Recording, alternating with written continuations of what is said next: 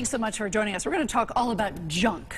I love that. Okay, the folks from Connecticut Junk Removal. The owner is Glenn Jennings. We'll talk about your family in just a second. Okay. We have Vanessa Salas right there and Raul Carbucia. That's right. Correct? All right. So we're going to have a lot of fun with this today. All right, Glenn, I want to know, your family goes back generations in Fairfield. Tell me about the Jennings family. Yeah, the Jennings family actually related to one of the original pioneering families of Fairfield, Connecticut. So 1600s, 1700s? Yeah, 1600s, early right. 1600s. We helped settle the area, my ancestors, and we've been here ever since. So we're, you know, the old Yankees, and we've always been, you know, do-it-yourselfers, reuse and repurpose stuff just built in. How did you get in the junk business? How did that happen? Well, my grandfather started the business in the waste disposal business and manufacturing septic tanks, and my father took over, and he did septic tank manufacturing and just waste disposal and septic system installations, and then it grew from there, and he sold his business, and then I got into the recycling business. It just sort of just rolls from one thing right to the into next. it, yeah. All right, let's introduce Vanessa here and Raul. You guys are married. How did you meet Glenn? How did this partnership come to be? I'm actually a dual licensed real estate agent. Of course you are. I sell real estate in New York State and in Connecticut. And about 3 years ago, me and Glenn connected, just me trying to get one of my houses cleaned out that I sold to a client. And we created a relationship. So every time I needed it, he will come and take care of it and nail it. So we started creating a friendship and a relationship, and about maybe a year and a month ago, I called him, he didn't answer. I called him again, he didn't answer. So he's persistent. Yes, because I didn't want to give my business to nobody else because of the relationship I had with him, because I'm loyal. And he called me back and he's like, I'm in Maine. I'm like, you in Maine? I need you to clean your house for me. So he was like, no, I'm actually trying to retire. And I'm like, no, you're not going to retire. Come back. I want to, let's keep this rolling, because, you know, I was getting very busy with real estate, and it just came in perfect. So basically, you guys, who calls you? I mean, someone can pass, you're called in to clean out a house. This is your department now, Vanessa. And you just, I mean, lots of millennials don't want antiques anymore, so you just come in and do what to houses? So Raul and Glenn will usually go to what we call a site check. So we'll get calls for someone passes, or landlords, people are just moving out, leaving stuff behind. But the biggest one is estate cleanouts, where it's pretty much an entire house full of belongings. So sometimes the kids don't live in Connecticut, they live out of state, they don't really have the time or the means to deal with it, so it'll be either an attorney, or it'll be them, and they'll just hire us, and they'll say go in and clean it out, because they need to either list the property. Sometimes they don't call until they have an offer on the property, so they'll say we need it out in 24, 48 hours. And so we'll go in, and it's someone's entire life. Just and it can be sad too, because it's extremely sad. There's a lot of drama. You know? We're dealing with one right now. I'm did sure. one today. Yeah, it's very sad, and it's heavy work. You go in with suits and pull stuff out of, you know, attics and garages Dusty. and all that. Yeah. Basements, crawl space. So I want to show some of your ancestors, I believe. I have 4 pictures here. Who is that, Glenn? Okay, that would be Uncle George. That's my grandfather's brother.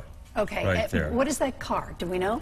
That car is like... It's old. It's actually a modified, like a Model T, but it was modified into a pickup truck that he did, so it's not like an original manufactured. So back then, they had just chassis to work with. I'll be done. And so that's modified. It's so he not something retrofitted it? Yeah, he retrofitted it. To throw stuff in the back and cart it around? Yes. Where was this in Connecticut? This is in, this is either in Westport. That's in Westport right there. Down in Fairfield County. Next picture. What's going on here? Okay, this would have been my grandfather's town dump. Okay. So, dumping stuff off. Yeah, dumping stuff off, and he was always taking stuff to the dump, and part of his business was... Junk is your life, Glenn. Oh, yeah, without a doubt. Next picture. Who's that? Okay, that's Uncle George there, and Uncle Bill, and they're just doing some garbage hauling right there and loading out. This The only reason they had horses hooked up to that thing is because the truck broke down. So, I love that. and Well, you got to do what you got to do. back then, that was 50s here. All right, They just yeah. They and got one it, more picture. Yeah. Okay, that's my father's brother, Uncle John, and that's one of the dump trucks that we had. Him and my father were in business together, so that's one of the. Was trucks anybody there. not in junk in your family, Glenn? No, They were from all the in beginning. junk. From the beginning, for hundreds of years, literally. Removal. All right, so when you guys go into houses and you serve Fairfield County all the way up to Branford, did you tell me, Vanessa? Yeah, about Along the Branford, New shoreline. Haven. Yeah. All right. You find stuff, right? People sell stuff, they don't sell stuff. You come in, you take everything. All right, you found this. This is a cash register, and I was telling you guys, when I was a young kid in my grandparents' basement, they had one similar to this, and we would play on it all day. But so you found this, and inside of the drawer there's just Monopoly money. Okay, so this is you found this, and here it is, right? Yeah, right. And you keep it around just because you keep it around? Well, because it's really heavy, and we were going to sell it on eBay. It's an eBay item. It's too heavy to ship. Yeah. So if anybody knows what year this is pretty neat. Yeah. All right, then you find things like this. Records, a lot of records. A lot of Yes. records. A lot. And this is swing, and I think this is adorable. Then you find things like baseball cards, right? Are these valuable? Do we Yes, know? that's actually Ken Griffey Jr. Rookie card, which is pretty valuable. So why are you letting me touch that? You're not touching the card. You're not. I promise Right, you. 'cause it's in there. And the second one is Nolan Ryan, and it's the signature card also. And So you tell me, Vanessa, that you tell folks, look, this might be worth something. Do you want to sell it on your own? And sometimes they say, no, just get it out of here. Is that Yes, what because they happens? don't have time. They're strapped for time. Sometimes people will try to sell it. We'll even find sometimes that there's tags. You know, if they had a tag sale or something, we'll see that they tried to price it and sell it. We'll recommend if they have the time to donate it. To take it themselves so that it helps with the cost if they are strapped. And sometimes they just say, just come in, get it out. Because it might be sad circumstances. Yes. So where do you put all the stuff you extract from homes and estates and Right. whatever? we donate whatever has a second life. If it's a couch that doesn't have stains, we are able typically to give it out to a church or a family in need, or if not, we give it to Goodwill.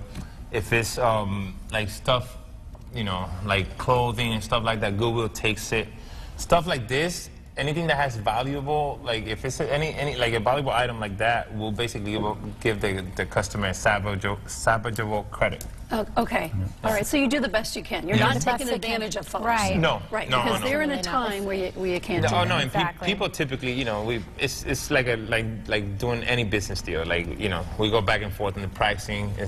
Sure. And sometimes we do a lot with lawyers that are managing the state. Sure. We actually have a couple of accounts that are just Your job is never the same. never. Never never. the same. It's always different. All right. Now this is not something that we found in a house. What is this, Glenn? This is my grandfather's ledger from when he started in 1941. So you're 75 years old. Right.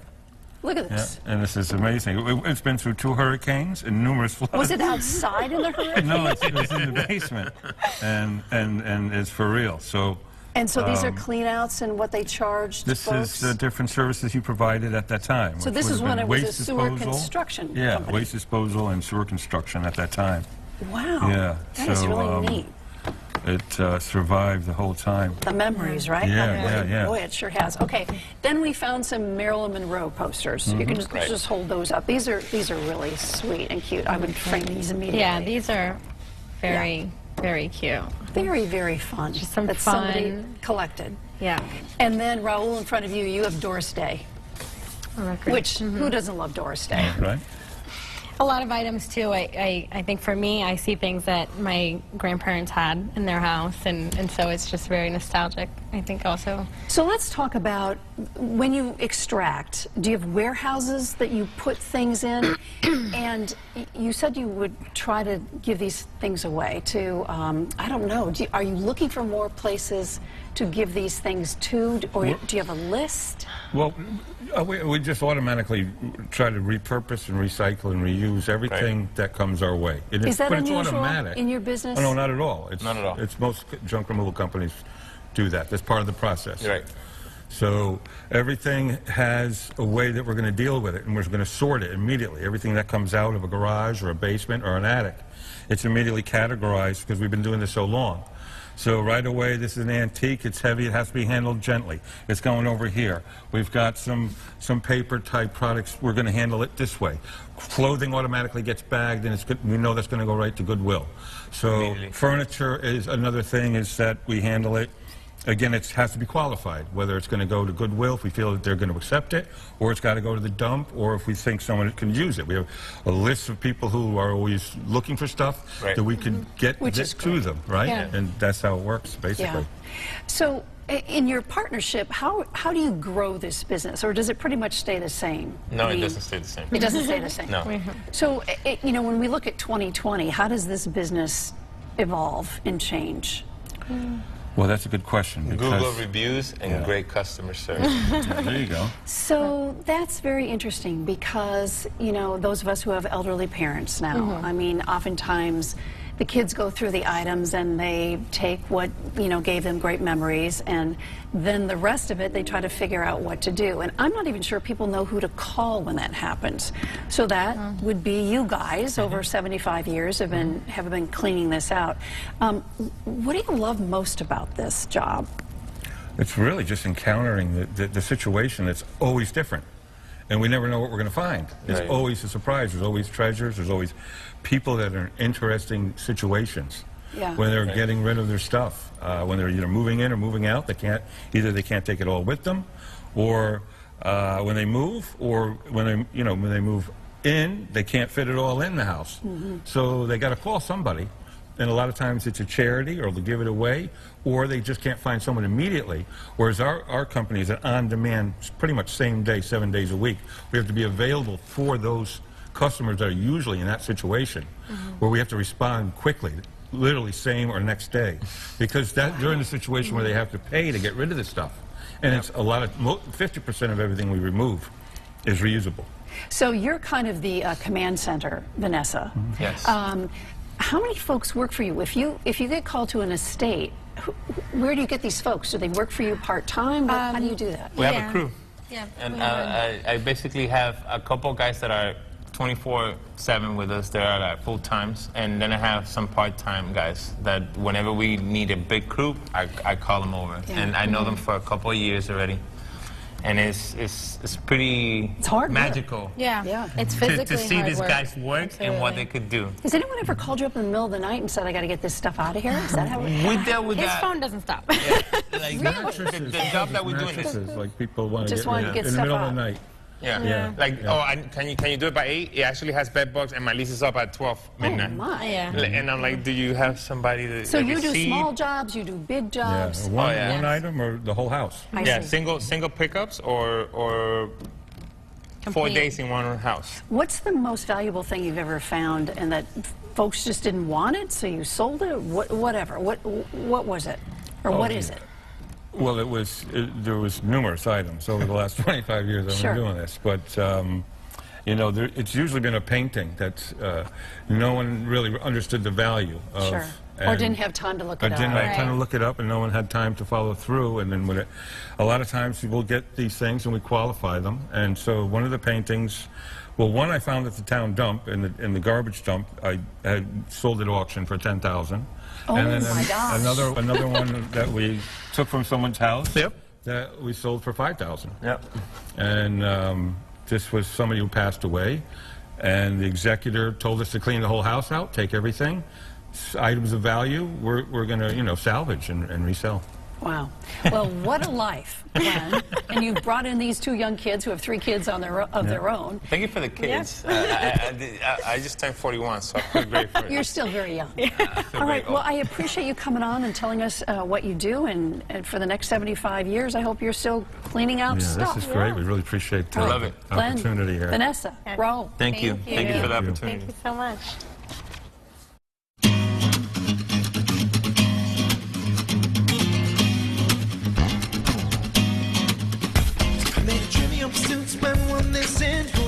Spend all night kissing and if one was right here, then who else is missing? Got a little sidetracked if I'm a wishing I find the keys to the door, but it's also a metaphor. Things keep locked in the grocery store, but mine just to save time. skip right ahead to the nice ride.